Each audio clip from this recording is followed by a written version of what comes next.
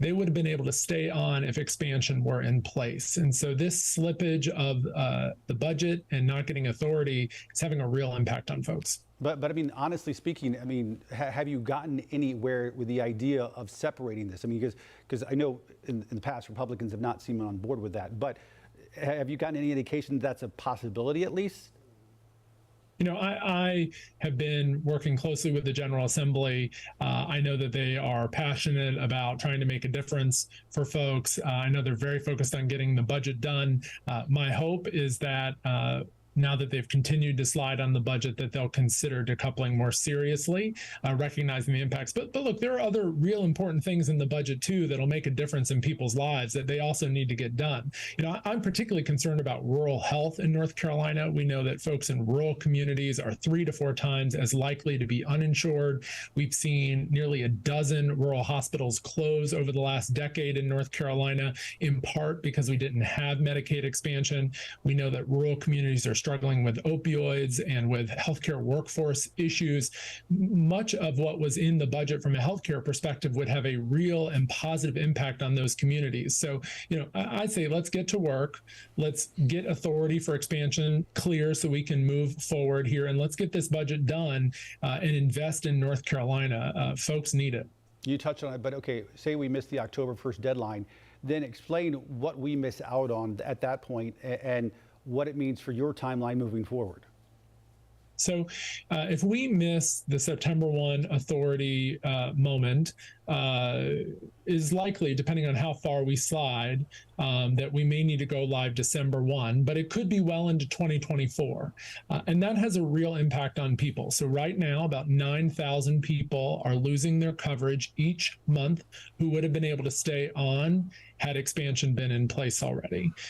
Also, we have about 300,000 people that are in a lesser benefit in Medicaid who we will be able to automatically move into a full benefit on the date we go live. So those are folks that whether you've lost coverage or you don't get coverage, that means you can't see the doctor. You can't get your blood pressure medications covered. You can't get your insulin covered, your chronic diseases under control. These people need that care. It's important to them. It's important to their families. It's also particularly important to our small businesses in rural communities. Think about the small businesses that make our rural towns in North Carolina so vibrant and exciting, where many of us live and love to travel and visit. These small business owners can't afford health insurance for their employees. 80% of people who will benefit from expansion are in working families.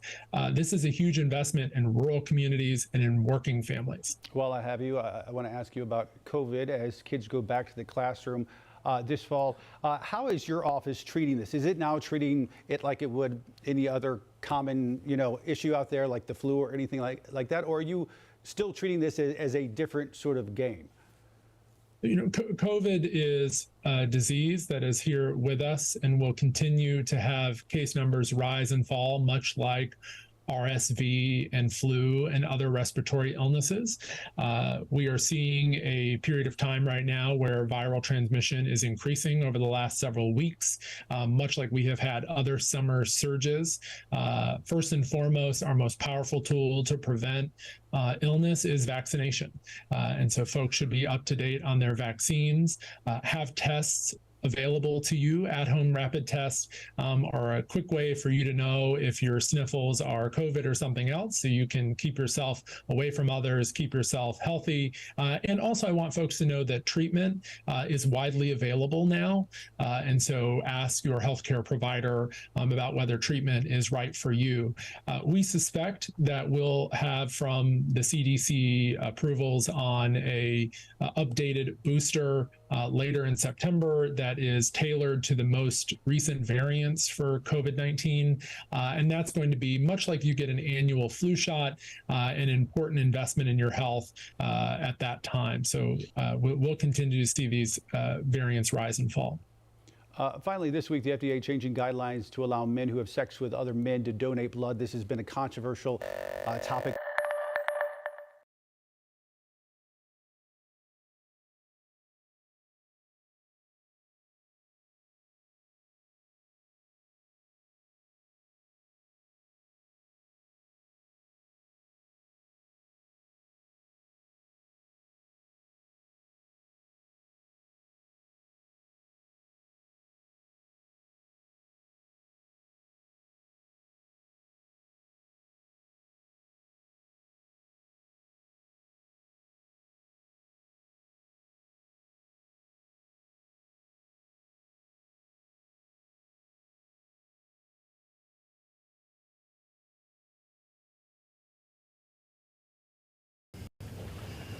As it relates to the allegations, this lawsuit, this petition, was built around an alleged fact that Mr. Oher did not know that he was not the adoptive son of the Tuohys,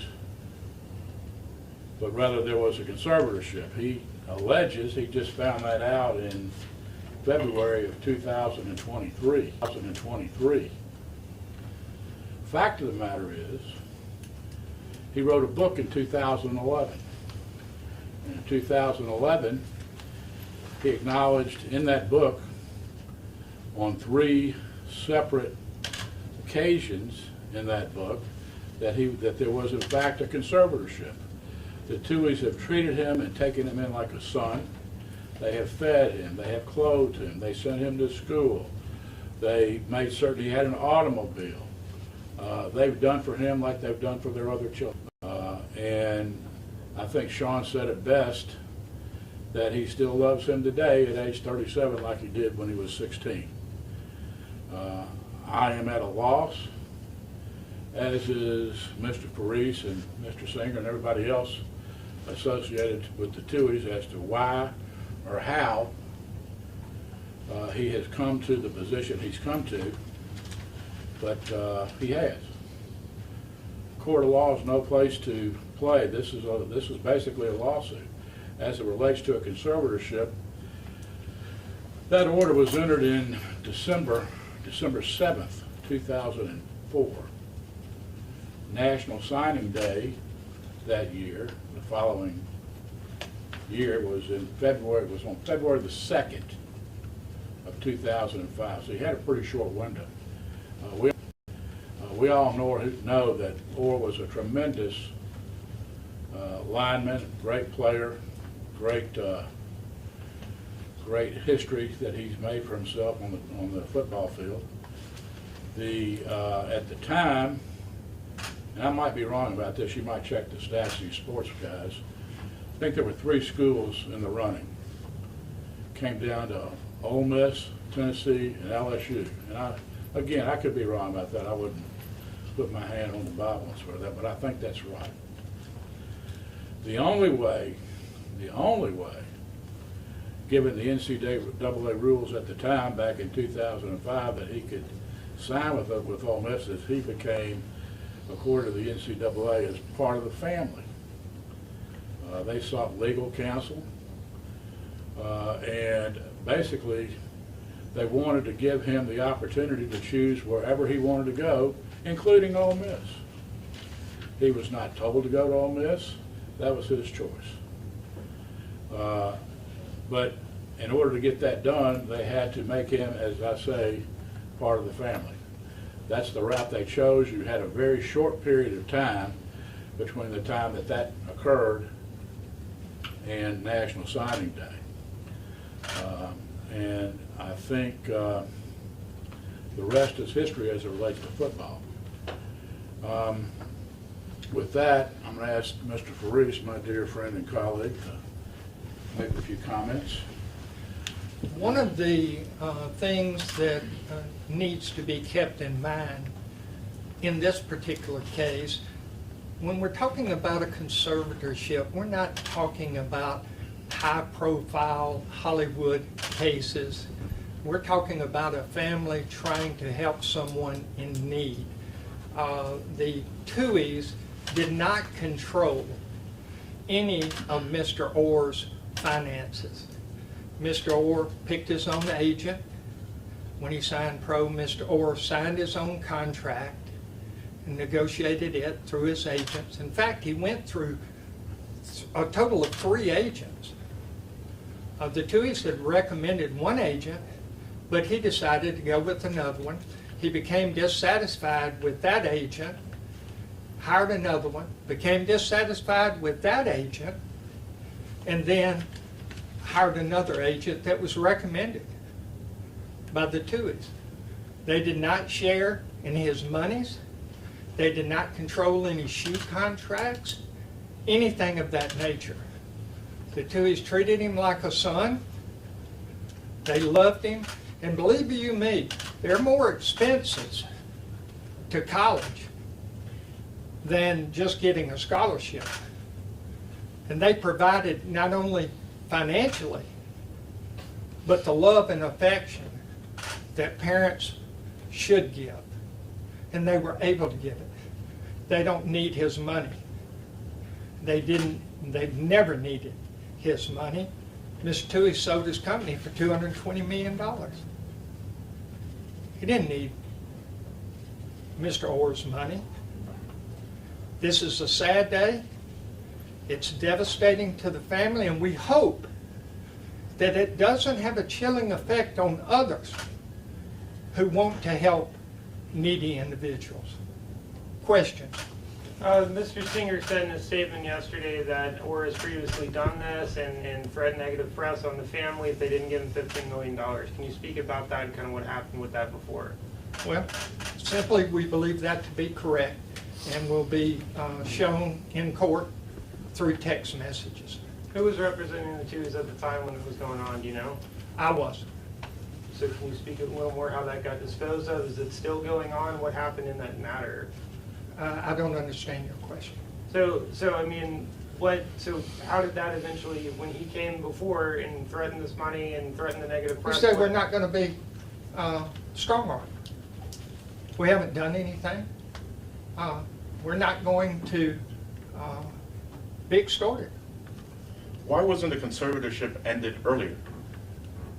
He's 37 years old. Well, let me answer that. They were appointed conservator of the person. There was no estate for which to file accounting for, and frankly, nobody even thought about it. He did all of his own finances, as Steve said. He entered his own contracts, he hired his own agents, and frankly, nobody even thought about it.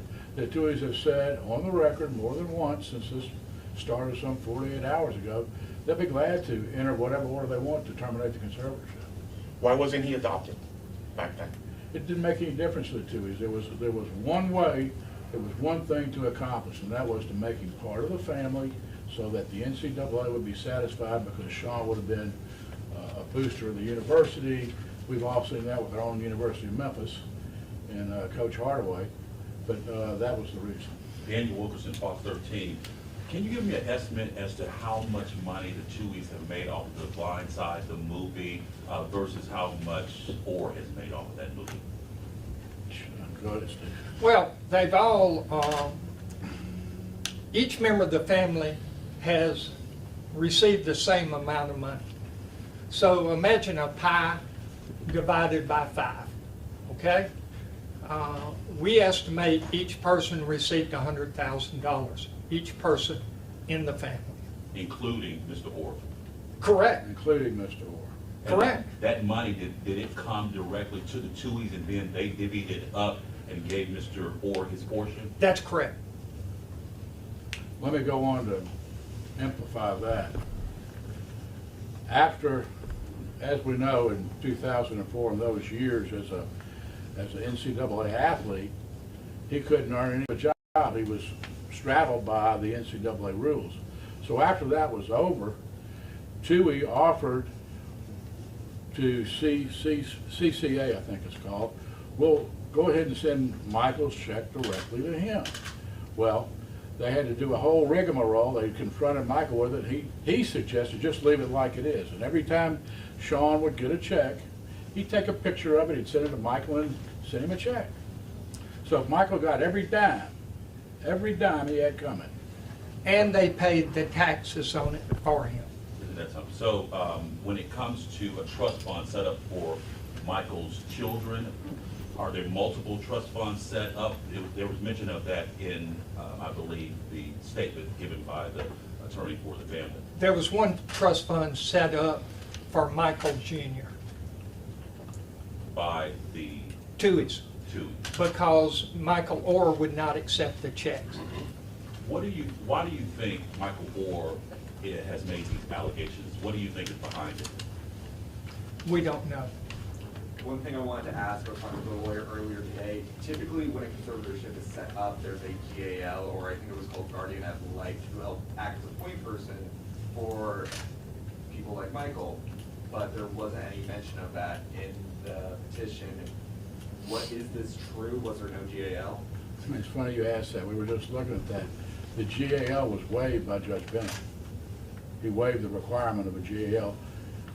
Remember this, Michael was 18. He was a party to the petition. His mother was there.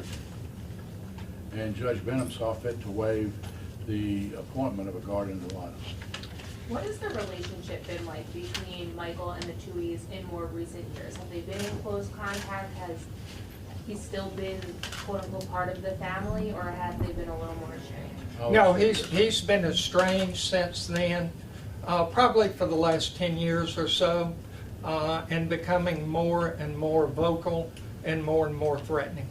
So in the original filing too, Mr. Oher says that there's a document, a contract signed where it basically strips him of his rights and his name rights, and where he doesn't get any money out of anything coming. But he's not sure if his signature is the one on the document, doesn't remember signing it. Is there a response to that? It's patently false. He's negotiated his own contract with the NFL. He's hired and fired agents. The Tuohys have never had to sign off on any of that. He's done that all himself. Is that typically how it would work with a conservatorship, or are they working around the conservatorship in terms of the negotiations that he did on his own with the NFL, shoe deals, et cetera? Well, generally, all depending on what the circumstances are. Remember, this conservatorship was set up for the purpose that I indicated earlier, so that if he chose to go to Ole Miss, there would not be an issue about Sean being a booster. And that was the sole reason, and after that got done, nobody really gave a damn. So typically, there might well be the requirement of a conservator to execute a contract. Okay, but in this case, he would executed his own, and nobody ever objected to it. Certainly the Tuohys didn't object to it. They didn't want no part of his money.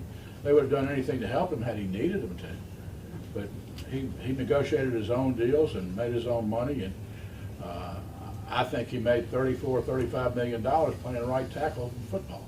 Just so I'm clear, it was $100,000, not 200 or 225 that he was given for. We believe it to be $100,000 per person, 5 shares. And that was when the movie initially came out. Was there any more funds when this movie is in DVD sales and any other checks? As time goes on, I expect there may be additional revenues.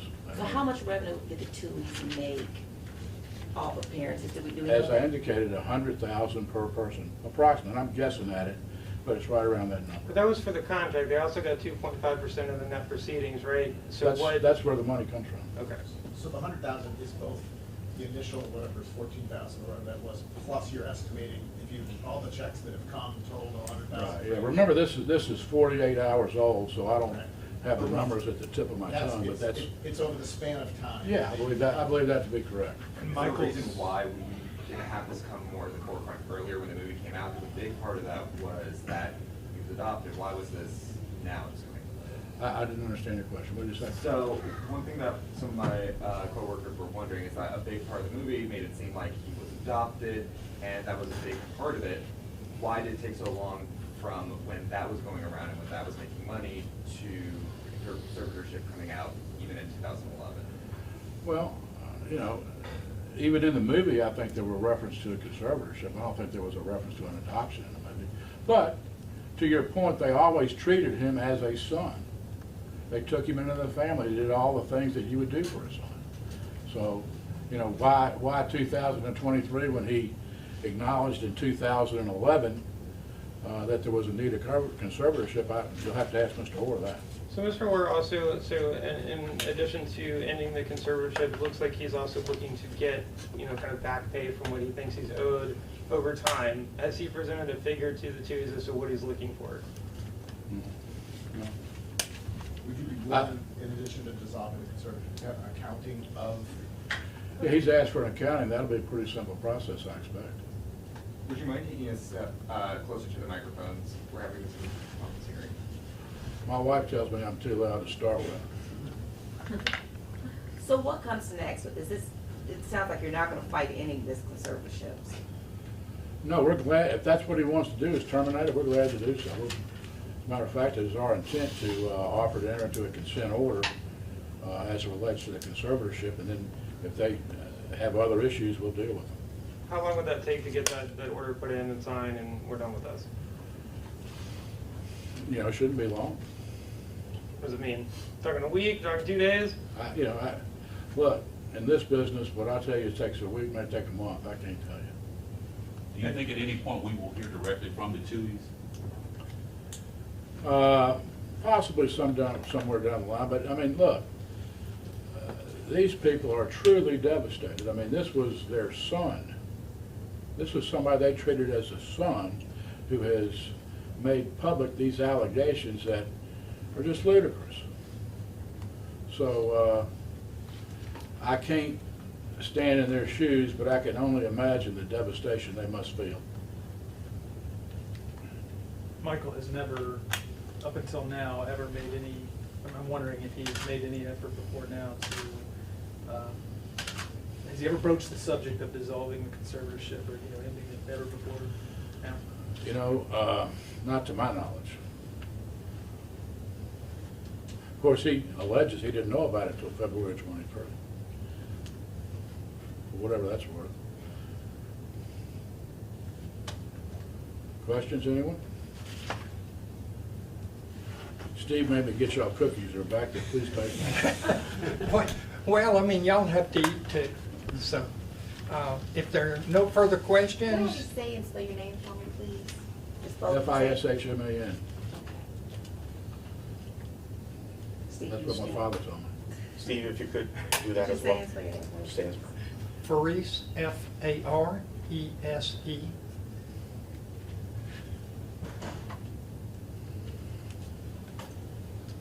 If there are no further questions, we'll end the interview at this time, and thank you very much for coming. Please get a cookie. Thank you. Y'all forgive me for sitting.